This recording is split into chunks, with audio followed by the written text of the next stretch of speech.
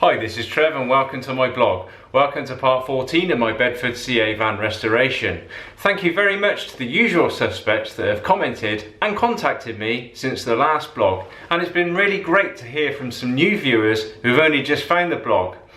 Anyway, I'm not going to rattle on anymore because we've got tons to get through this time round, so let's just get on with it, eh? Hope you enjoyed the video, and if you don't then, well,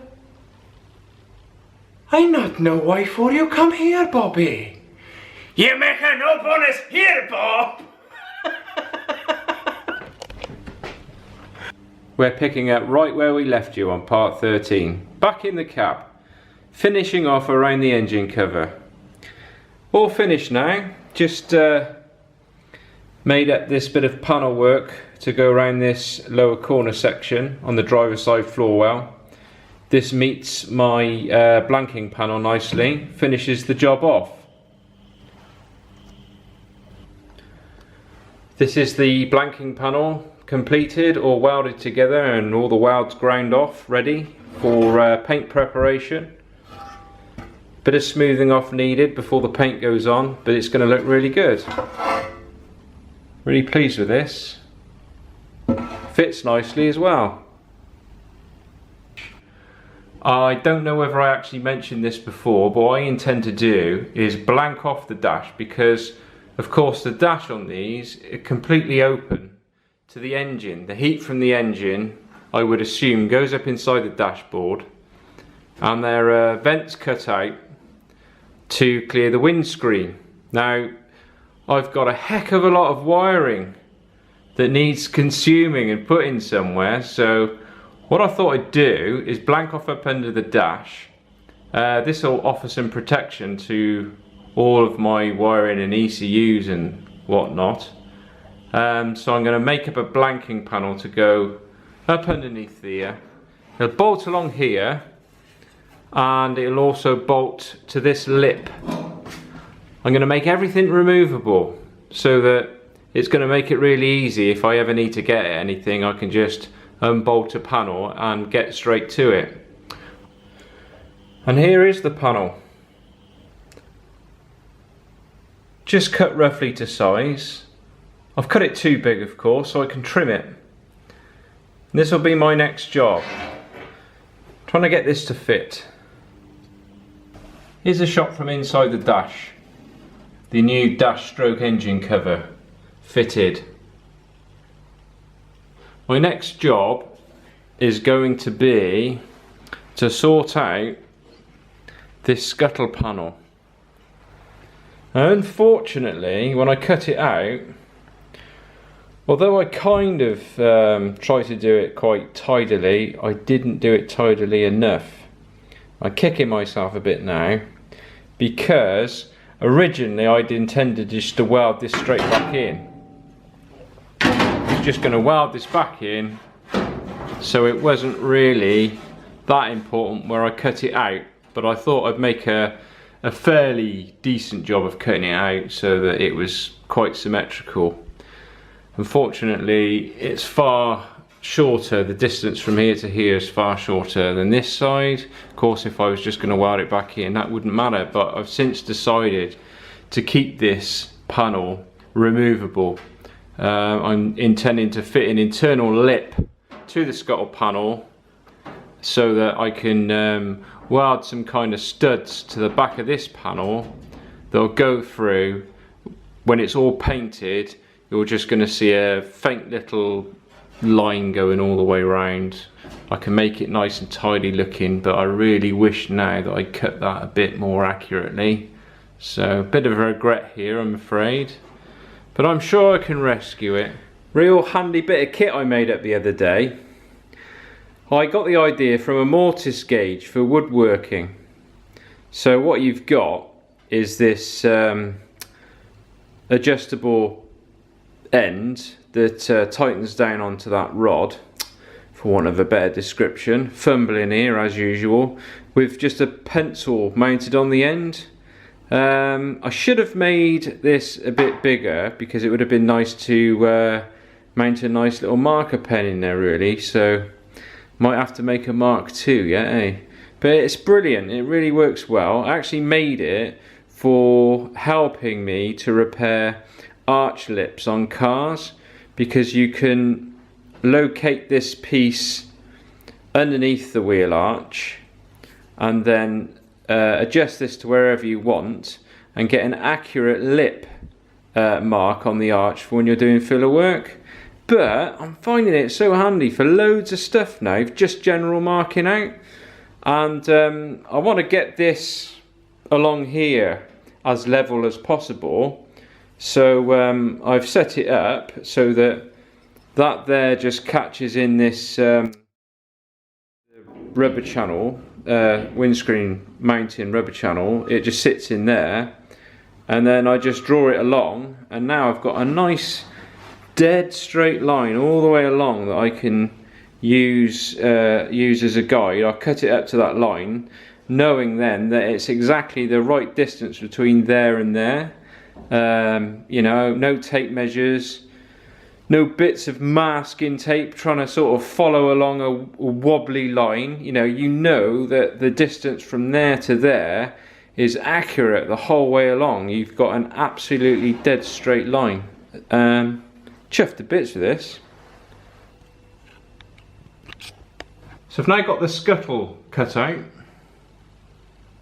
Nice even gap all the way round. Now if I offer up the vent part of the scuttle, you see rather a large panel deficit now. But this isn't a problem, because obviously I've got to make it up with the lip. Now I've changed my mind with the lip. I'm actually going to attach the lip to the vent side of the scuttle, not to the actual scuttle itself.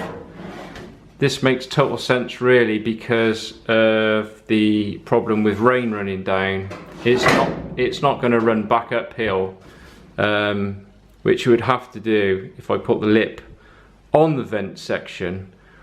Also, if I put the lip on the scuttle panel, then it's going to reduce the aperture that I've now created to get the engine in and out if I need to do that again, which is sort of counterproductive really. I really want as large an opening as I can on here with this panel removed. Just to emphasize my point I was trying to make earlier with my little scribing device. When you're dealing with curved panels and you want to make a straight line, of course it isn't a straight line. What you're actually making is you're making a curved line that looks straight.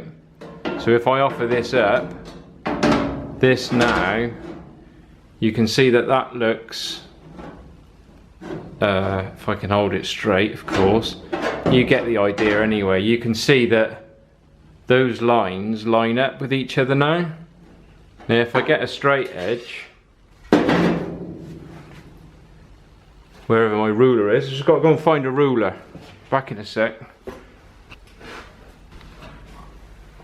There we go. There's a ruler. Nothing like being prepared, is there? Right, so if we hold the ruler up along this, I'll get myself into position. So hold my ruler against there, and you can see that it's actually quite a massive gap actually. Now, so if I'd have cut that straight, for argument's sake, if I'd held a straight edge across there, which would have been very tempting to do, and I just scribed a straight line along it and then cut it off, when my vent section went back in, that straight line would then look like a bent line because it wouldn't line up with the vented part of the scuttle, if you get my drift. So my next job is going to be to make a lip panel that comes off this and try and get the whole thing to fit nicely in behind. So here my lip panel is made up, roughly. I joggled an edge along that top to line up with the edge along there. That'll just fit underneath and line up with that. And then I just put a little crease along there. Same the other side. I'm going to get these well cleaned up now, deburred and zinc primed, and then I'm going to spot weld them in. Then I'll be able to offer it up from behind the scuttle and see if the fitment's any good. I've got my lip panels welded in now. I'm fairly happy with the fit. It's looking nice and uniform now anyway, which is quite nice. The only major concern I've got now is how I'm going to fix the studs to the panel. In the past I've actually drilled a hole in something, put a threaded stud through the hole, and then MIG welded it over, ground it off flush. So I don't want to nut and bolt this round because it's going to look horrendous. I want it to look more or less original, albeit a very tiny little recess going around it, which I don't think will look too bad when it's finished. All painted the same colour. Tiny little recess round here. Because it's so uniform, hopefully it'll look part of the design of the van when it's finished, or just sort of go totally unnoticed. My main worry now is fixing studs, because if I try and MIG weld something on, it's just going to buckle this panel. So I've got to try and work a way out of attaching studs to this. Do have a method of doing this, but I need a stud welder and I haven't got one. So I'm either going to have to borrow a stud welder, I don't know anybody who's got a stud welder, or I'm going to have to try and make something up myself to do the job. Just been turning out my drawers in my Aladdin's cave, and I've managed to find these. That's an M6 and that's an M5. I don't have many of these, but I have a small packet of them. So what I've done is I've done this. Here's my old spot welder. I've been through all the stuff I've got and I've managed to find a few ends, a few old ends. I mean, when I bought the welder, I was given a load of these copper ends, and some of them I don't know what they do. So what I've done is I've butchered these up, modified them, and drilled a hole in this one. Drilled a hole for it to accept the M6. So that's going to go in there like that. That drops in there. So I've got a piece of metal in there now. So that metal is pinched between the electrodes and the stud the other side. And it worked a minute ago. Let's see if it works again. So I've given it a blast. Just let it cool off for a second.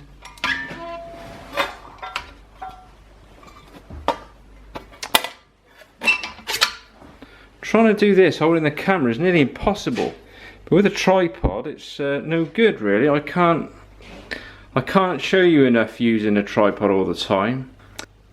Hey, that's looking pretty good, isn't it? Got a stud on there now, and this stud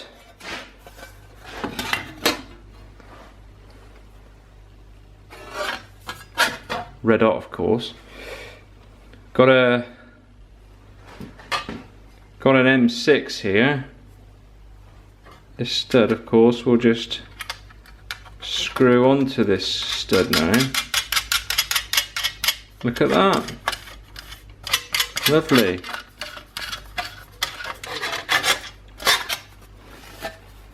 And it's nice and neat.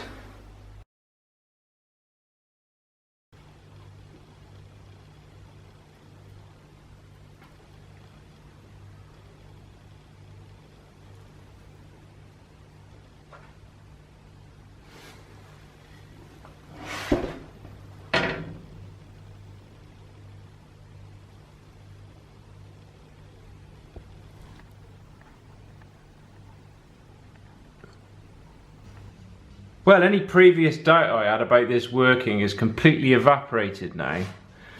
It's lovely and flush. I've got 22 studs in there. I can only actually find 4 or 5 nuts in my trays that I've got of various bits and bobs. So I've just bolted it in with those nuts that I could find, and it's beautifully flush. It's really good.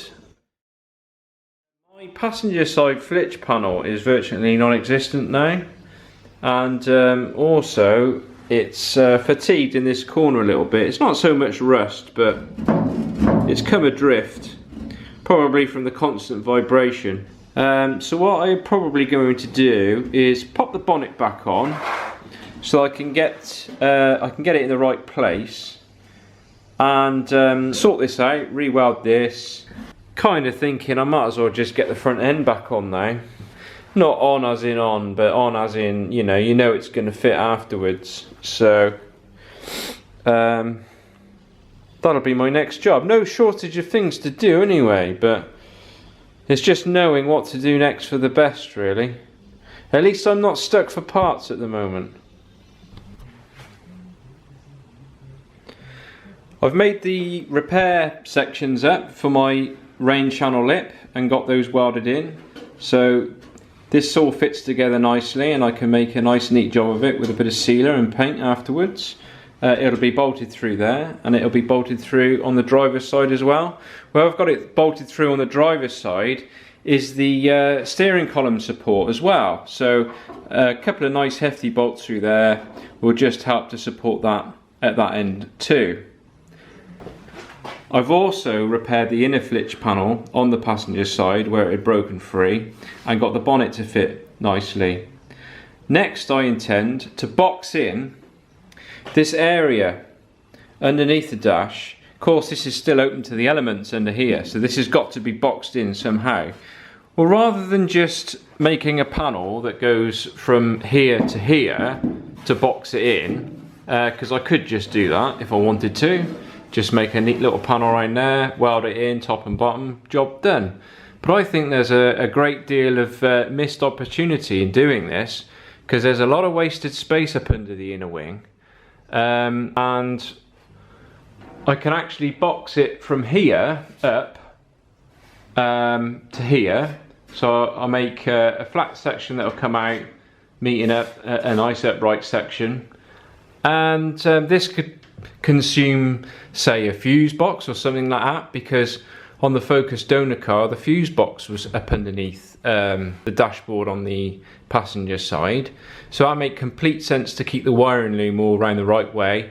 The less sort of cutting and joining of wires I've got to do, the better really on that job. So that would be really nice. I've been thinking about this for a while, because of course the ECU is on the driver's side of the Focus. Same place, same gap, ECU. What a lovely little space for the ECU to fit. That's going to fit in there really nice, and not take up any other space up underneath the dashboard, which obviously I've got a lot of wiring and I've got a lot of switches that I'm going to have to mount up underneath there. So this makes such a lovely little space for that ECU to go, which really didn't exist before.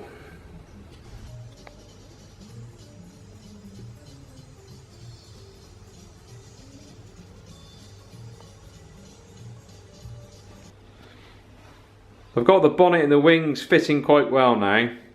I've had a devil of a job making these fit, for one reason or another. I think where I've done the shower restoration, a few things have moved a little bit, but mainly the wings didn't just seem to want to fit. They were almost like it's slightly too short, so I've tidied up the rear of the wings and reshaped them where they clinch over at the back. I've managed to fiddle a little bit of space out of that, and it does seem to be fitting quite nicely now.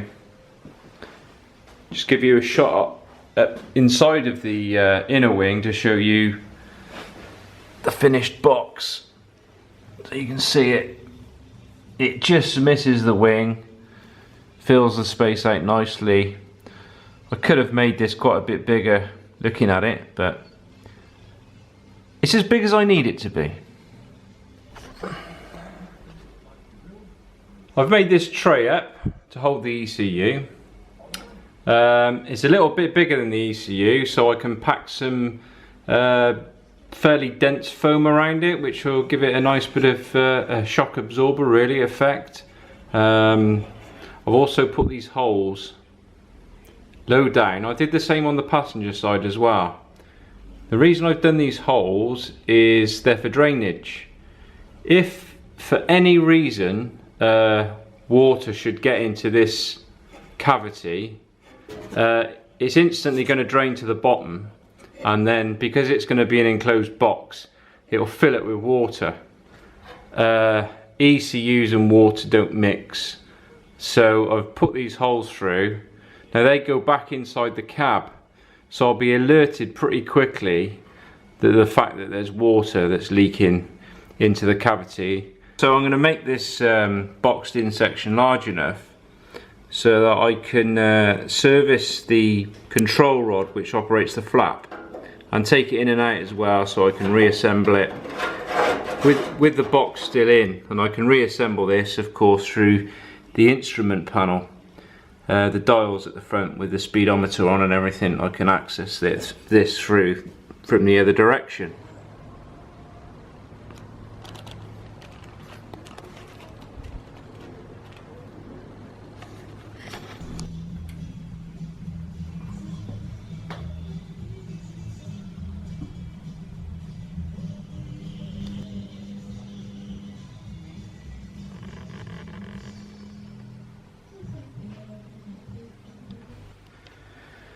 I was going to continue coming forward with manufacturing inner flitch panels and things like that to go around the engine, but I've reconsidered this now as I'm right up against the wall. The wheels are still off the van from when I did the catering conversion on the side, so I'm going to leave it where I am now. All the bulkhead is all finished off. It's sealed the inside of the dash off nicely. I've got the bonnet and front wings fitting fairly well, but to come any further forward it really needs the van moving backwards. So what I've decided to do now is go back inside the van and finish off the floor. So I've been bolting the new floor panels in that I made up, and the new gearbox tunnel. And I've also mounted the brake servo that I fitted. I've mounted that back in, just bolted it in roughly, just to have a measure up, because it's actually slightly higher than the floor, so I need to make like an access pod for it to stick through the floor. I'm going to make the floors completely removable, so that I can take the floor up to service the brakes underneath. Makes total sense to me to do it this way, rather than trying to manufacture something that's going to be a right pain in the backside if I ever need to get underneath to do anything. So that's the plan. So I've marked the floor right now for the access pod to be mounted. So I'm going to cut this out, and I'll see you in 2 ticks. I'll cut this out and we'll see if we've got a nice even gap around that servo to stick up.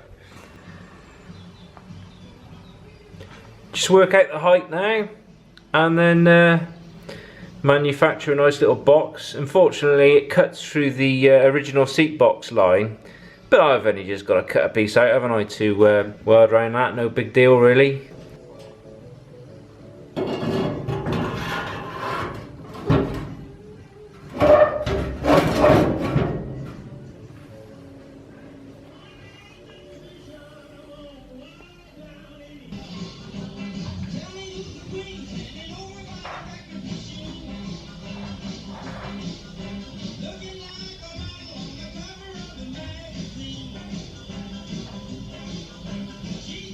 I'm looking at the engine cover, the oven door, and I was just wondering, does anybody know what kind of seal goes around the oven door? It's got these funny kind of clips securing the seal. Oh, I can't get the clip off now. Rodders? Yeah? Is there a yellow handled screwdriver there, mate? Got it. Trev. Oh, cheers, buddy. Gusty. Cheers, mate. I'll get this clip off and we'll have a look at it. Hey! All Rodders, you know, he reminds me a bit of a 1950s icon. Heartbeat, why do you miss when my baby kisses me? On to something new, the seats. Here is the original driver's seat, or what's left of it. I neglected to do any video of the last day or so, I just have to fill you in on the detail. Yeah, the original seat was completely ruined. It had a passenger seat in it as well, but that was out of another car and didn't match, and both seats are completely wrecked. The driver's side one was the worst. All the springs completely gone in it.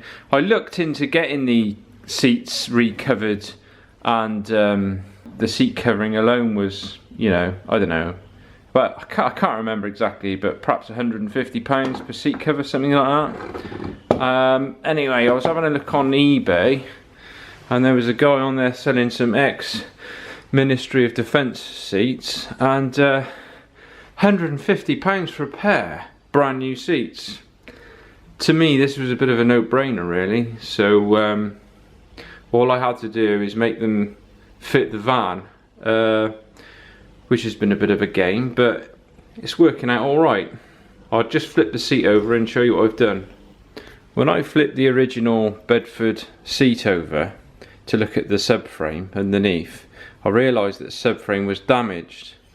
What happened was that the bolt that fixes it on one side had actually unwound itself out of its threaded hole, and I think what had happened is somebody had tried to adjust the seat backwards and they buckled all these support bars, and it was in a right old state. Anyway, I took the subframe off, I straightened all the bars out, lubed up the runners, and I bolted it back to the original base, and it was absolutely fine. It's good as new, really. This here is the actual original Bedford seat base, because I've got to somehow mount the wrong seat onto the subframe. So this is the actual original van subframe, and what I've done is I've modified it with some brackets, welded some nice strong brackets on, and bolted it to the original seat base. Sorry. The other reason I've done this is because this frame, this original framework, has got this sprung base in, and I was kind of thinking, well, if I just made up a framework to take the original subframe, I had a feeling that this new Bedford seat I bought, as you were bouncing up and down on the seat, you're actually going to hit the subframe. So it's got this secondary sprung cage in it, which will prevent this from happening. It's actually heightened the seat by the height of the base, which I was worrying about a little bit, but the actual seat looks slightly shallower. The actual seat base looks slightly shallower than the original Bedford CA seat. So I'm kind of thinking that this extra height will bring it back to what it should be, more or less. I'm going to try it in the van now. Let's see what it looks like.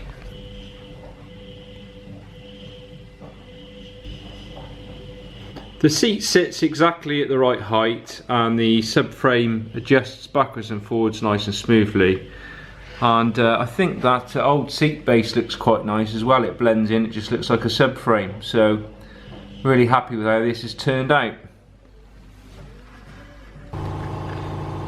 So my next job will be to mount the passenger seat in the passenger side, of course. Got to be a bit careful here because I'm boxing where the coffee machine's going to go, so it'll be boxed in around there.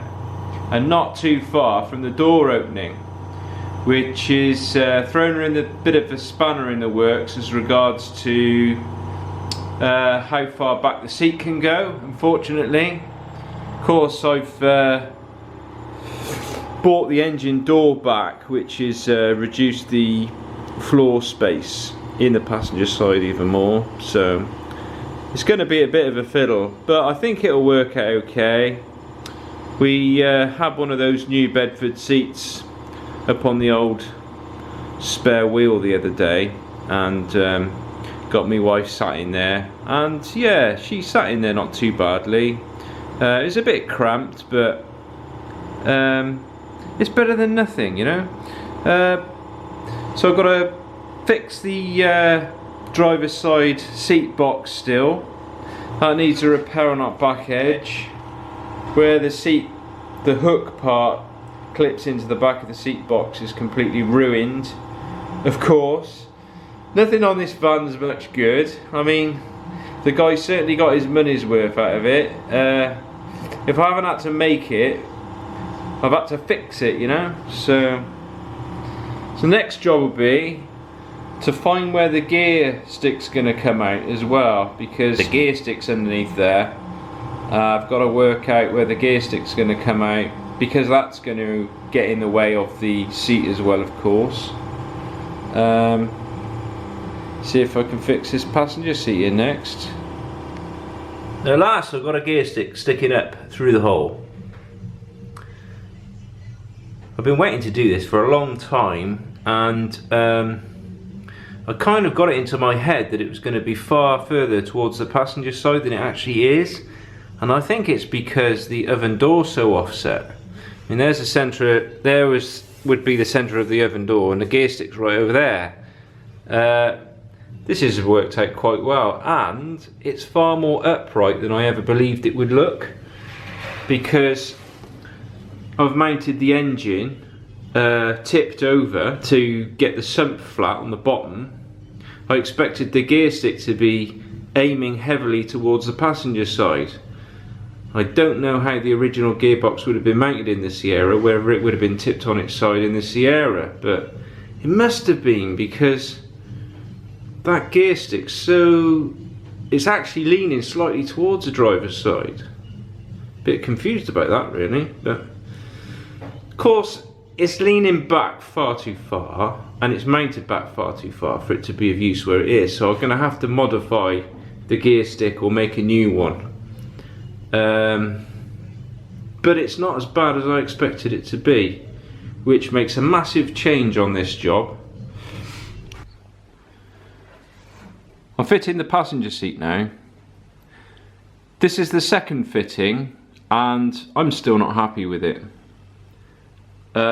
It's quite well positioned, it looks okay, and I'm really pleased that I've got enough space now in the floor well for my feet to go, but the seat feels as if the back is too far forward, like the seat's tipped forward. Don't quite know why this has happened, because the driver's seat is on the level and it doesn't feel like that when you're sat in that, and this does. The big difficulty I've got, of course, is it's in such a confined space, and I've got massive access issues.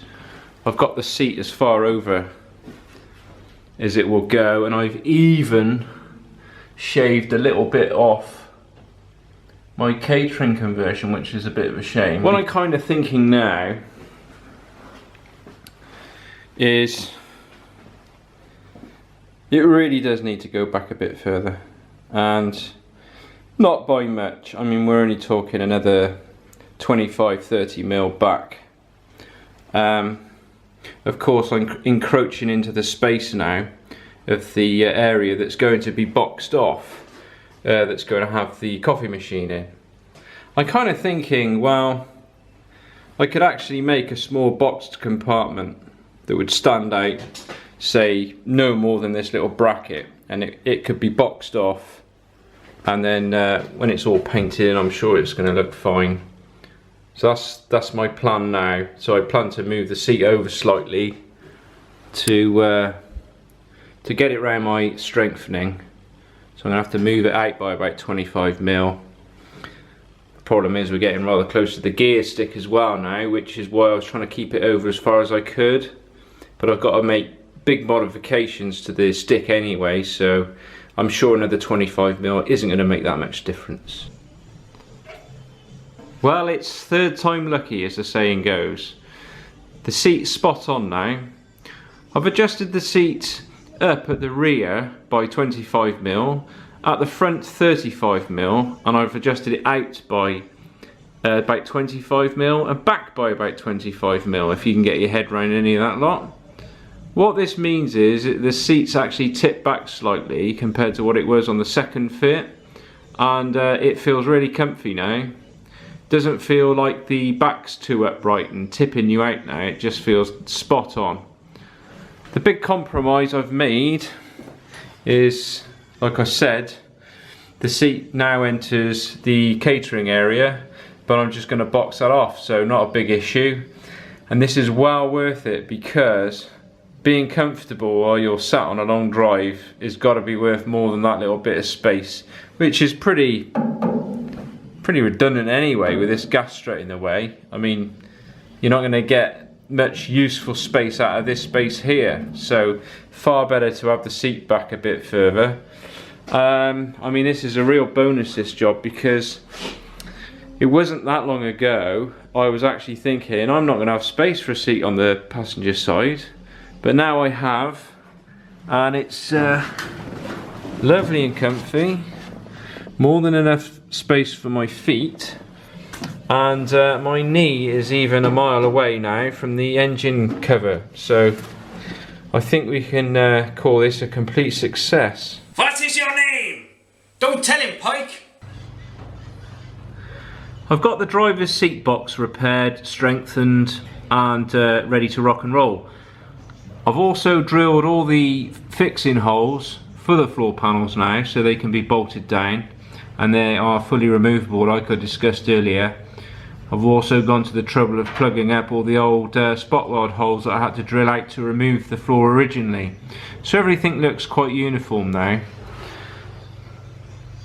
Passenger side is completely finished, seat wise now, and all the panel work's finished.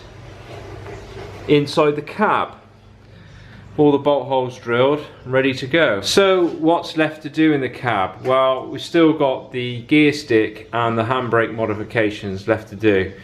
I've decided to mount the handbrake lever on stilts, back to the original mounting point, and obviously the height of this gearbox tunnel the stilts will be. I've got some nice solid threaded bar to do that job, and I'm going to have to take the gear stick out and modify it, put a nice bend in it and bring it towards the driver's side, and I'll see how well that works.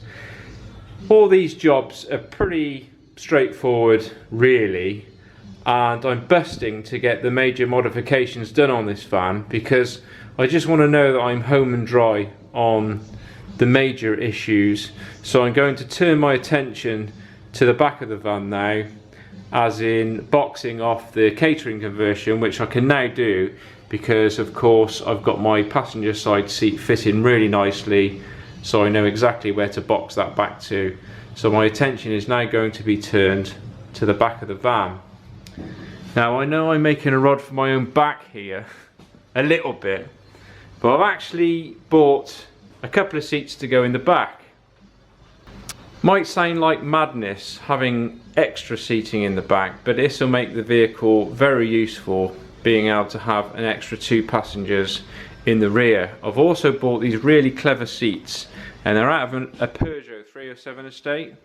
They're only 40 centimeters wide, which means that I'll be able to get 2 seats in side by side next to the catering conversion, and not have one sat behind the other, which would be a real useful use of the space, I believe anyway. These seats are dead smart, because what they do is they can fold up and clip down. So now they're clipped down, they can actually be lifted by this handle and carried around. The other thing that's really great about them is the fact that You flick a lever underneath and these seats just pop out of the subframe. Now the subframe's quite a complex affair, so what I actually did is I chiselled the subframe out of the bottom of the car. So I've got the subframes to go to hold the two seats. Now these seats are the centre seats, and as luck would have it, at the scrapyard there was two 307s, so I took both the two centre seats. Well, that just about wraps up part 14. Catch you in the next vlog. It's been a little bit detail heavy this time round, hasn't it? Maybe I'll trim it back a little bit for the next one. See you in about 6 weeks. Bye for now.